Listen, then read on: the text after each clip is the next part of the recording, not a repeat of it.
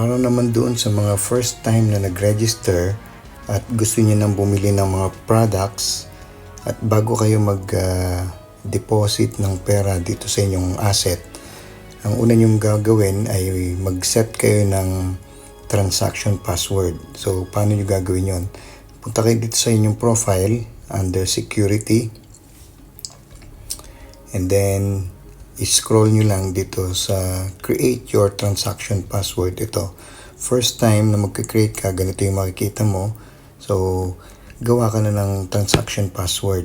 So, ang suggestion ko, pwede mong gawin na rin yung same password na ginawa mo na kapareho nung transaction password or yung login password mo, pwede mo na rin gawin yon. Or pwede kang gumawa ng ibang password. Okay. Pag nagawa mo na itong login password, yung transaction password, click mo lang yung next and then magsisend ng OTP sa yung email address. Hanapin mo lang yung email address, puntahan mo yung email address mo and then kunin mo yung one-time password. Ito, ilagay mo ngayon dun sa yung account. Ayan.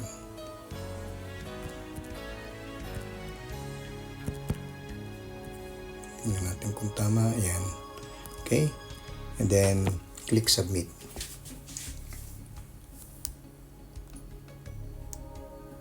Yan, na-change na yung transaction password.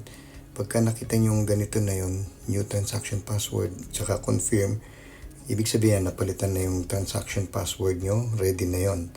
Pwede na kayong mag-deposit ng any amount or ng pera dun sa inyong assets.